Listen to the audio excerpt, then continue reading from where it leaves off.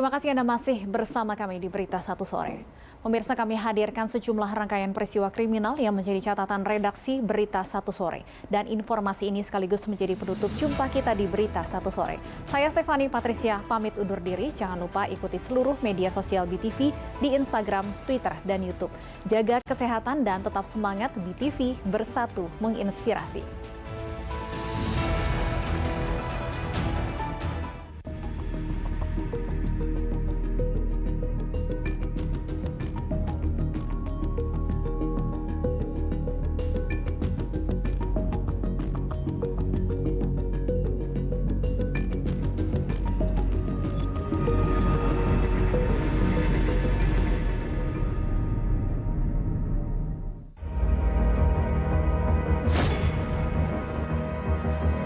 Rekaman CCTV atau kamera pengawas mengungkap berbagai aksi kriminalitas. Dari kamera pengawas terungkap, lagak pelaku yang terang benderang tengah menjalankan aksi kejahatannya. Seperti yang terekam dari sebuah kamera pengawas di Jalan RA Kosasi, Sukabumi, Jawa Barat. Seseorang tiba-tiba mendekat dan menekan kaca jendela sebuah mobil yang tengah terparkir. Dengan gerakan cepat, tangan pelaku menerobos jendela mobil yang telah dipecahkan sebelumnya. Bergegas, pelaku pun merogoh sesuatu di dalam mobil. Sebuah tas berhasil digondol. Sama ATM, KTP, SIM, kartu BPJS, karena dompet si bapak itu ada di tas kecilnya. Jadi 2 tas yang diambil. Yang satu berisi laptop, yang satu berisi uang dan surat-surat penting gitu sama kartu-kartu. Sidik jari pelaku yang tertinggal di mobil telah dikantongi polisi. Sosok pelaku yang terekam kamera pengawas juga telah teridentifikasi.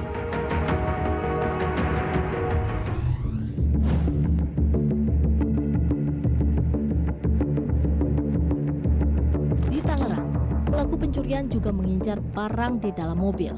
Tak tanggung-tanggung, uang 100 juta rupiah digondol oleh pelaku. Aksi maling terekam jelas kamera pengawas. Rekaman menjadi modal polisi untuk membekuk 2 orang pelaku. Mulanya, salah satu pelaku masuk pekarangan sebuah rumah di Kecamatan Panongan, Kabupaten Tangerang, Banten. Rumah dimiliki seorang pengusaha telur. Perlahan mendekat, pelaku langsung mengutak-ngatik pintu mobil. Bahkan, aksi pelaku tidak diketahui beberapa orang yang berada di lokasi. Di saat bersamaan, pelaku lainnya yang menaiki motor pun mendekat ke pagar rumah. Dalam waktu yang tak terlalu lama, pelaku berhasil membuka pintu mobil. Di dalam mobil, pelaku membawa barang yang belakangan diketahui uang tunai.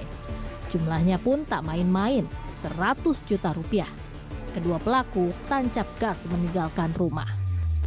Dapat laporan pencurian, polisi pun langsung bergerak memburu para pelaku. 2 bulan buron, pelarian pelaku berujung di kantor polisi. Aksi keduanya ternyata memang direncanakan. Sebelum beraksi, keduanya sudah membuntuti korban seusai menarik uang dari bank. Polisi pun menyatakan pelaku sudah 7 kali melakukan pencurian dengan modus pecah kaca dan gembos ban. Seperti BB yang sudah kita amankan, ya, ada paku untuk melakukan gembos ban, kemudian ada alat untuk pemecah kaca seperti itu. Jadi berulang kali sudah mereka lakukan dengan modus-modus yang berbeda-beda. Dari kejahatan yang dilakukan, mereka mengumpulkan uang hingga 240 juta rupiah. Uang digunakan untuk judi online. Saat ditangkap, polisi menyita uang hasil curian yang tersisa hanya 10 juta rupiah.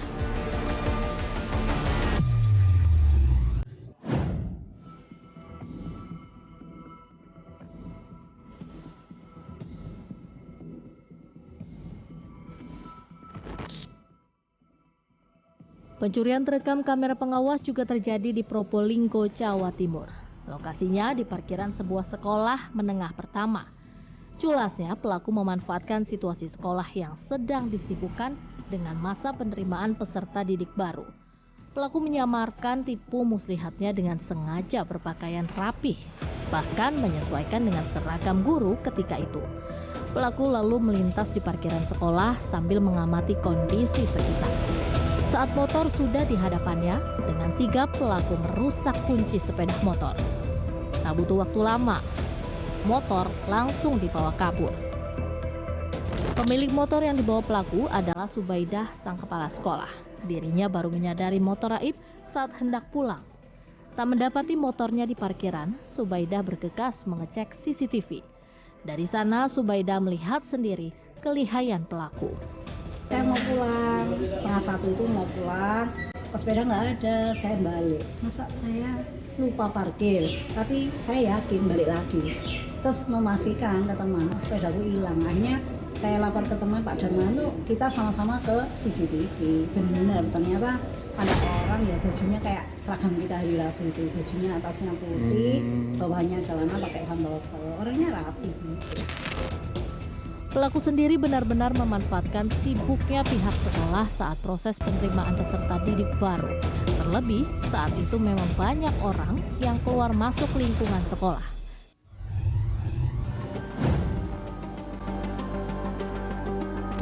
Lagi-lagi sepak terjang pelaku kejahatan terekam kamera pengawas. Seorang ibu rumah tangga menjadi korban perampokan di rumahnya sendiri. Aksi perampok tergolong nekat. Pelaku menyantroni rumah di Kompleks Bragan Asri, Binjai, Sumatera Utara pada sore hari. Beringas pelaku meminta uang tunai kepada korban. Namun karena tidak memiliki uang tunai, pelaku memaksa korban mentransfer uang.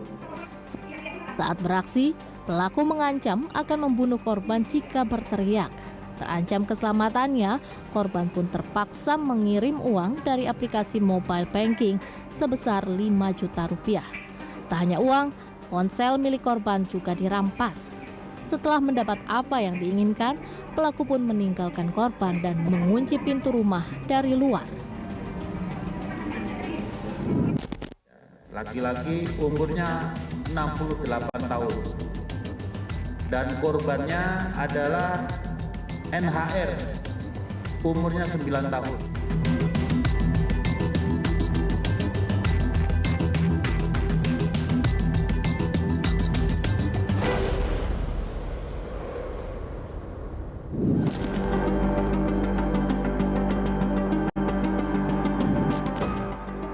DA, pria yang bekerja sebagai debt collector atau penagih utang sebuah bank di Kabupaten Karawang, digelandang polisi.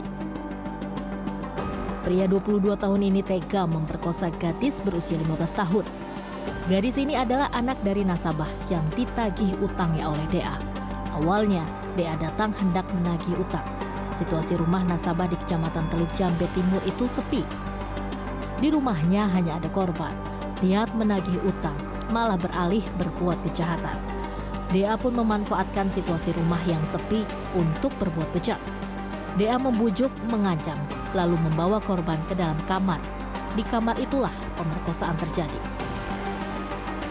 Ternyata di dalam rumah itu tidak ada siapa-siapa, hanya terdapat anak korban. Seketika pada saat itu juga pelaku ini menghampiri korban, langsung dengan beberapa obrolan dan ada sedikit beberapa ancaman terkait dengan peristiwa tersebut. Akhirnya pelaku ini melakukan pencabulan terhadap korban. Aksi serupa kemudian dilakukan pelaku beberapa minggu kemudian. Saat hendak menagih utang, DA lagi-lagi mendapati korban hanya sendirian di rumah. Pemerkosaan yang kedua dipergoki oleh saudara korban yang tiba-tiba berkunjung ke rumah. Berbekal kesaksian saudara korban dan keterangan korban, keluarga kemudian melaporkan DA ke Polres Karawang. Polisi pun langsung menangkap DA di kontrakannya di Kecamatan Rengas Dengklok. Untuk mempertanggungjawabkan perbuatannya, DA meringkuk di dinginnya penjara. DA terancam hukuman penjara maksimal 15 tahun.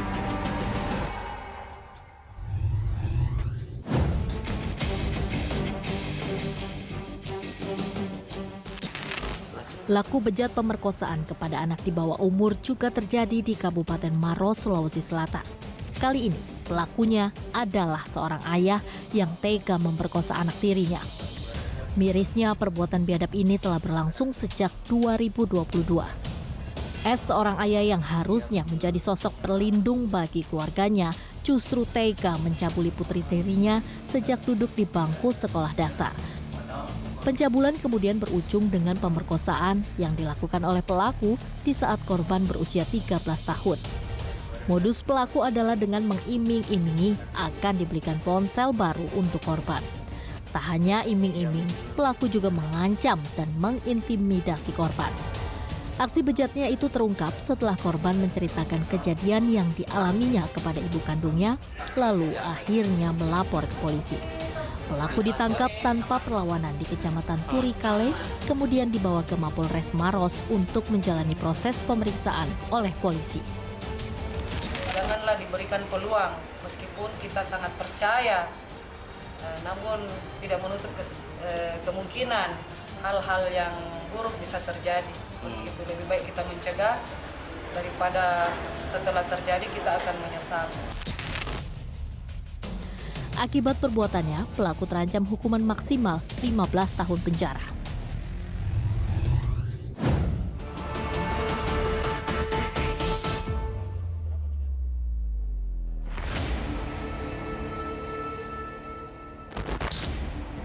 Kakek mesum berbuat cabul kepada bocah juga ditemui di Cipayung, Jakarta Timur. Kali ini pelakunya adalah SH. Kakek 68 tahun ini mencabuli bocah sekolah dasar berusia 9 tahun. Atas perbuatan SH, korban mengalami trauma berkepanjangan. Bahkan korban meminta ke orang tuanya untuk mengganti alat kelamin. Sebelum ditangkap, kakek bejat berusia 68 tahun ini cukup lama menghirup udara bebas. Aksi bejat pelaku terjadi dalam kurun waktu 2021 hingga 2022. Ketika itu korban masih berusia 8 tahun. Dalam menjalankan aksi bejatnya, pelaku menawarkan sejumlah uang antara Rp2.000 hingga Rp5.000 sebagai iming-iming. Pelaku pun sempat mengancam korban agar bungkam. Kejadian ini akhirnya terungkap ketika keluarga besar korban menggelar pertemuan pada Maret 2023. Ketika itu, korban bercerita kepada sepupunya bahwa ia pernah ditindih oleh pelaku. Setelah didalami, rupanya ditindih yang dimaksud korban adalah pemerkosaan. Keluarga pun akhirnya melaporkan kejadian ini ke Polres Metro Jakarta Timur. Setelah melakukan serangkaian penyelidikan, polisi menangkap dan menetapkan SH sebagai tersangka pada pertengahan Juni 2023. Telah berhasil menangkap pelaku yang berinisial S alias UH. Ya, laki-laki umurnya 68 tahun. Dan korbannya adalah NHR, umurnya 9 tahun. Ya. Ini sudah kita lakukan pemeriksaan saksi-saksi. Kita sudah melakukan visum. Kita sudah menyita barang bukti dan kita sudah mendatangi TKP. Pemeriksaan pelaku yang bekerja sebagai tukang pengepul itu mencabuli korban sebanyak 5 kali di sebuah gudang.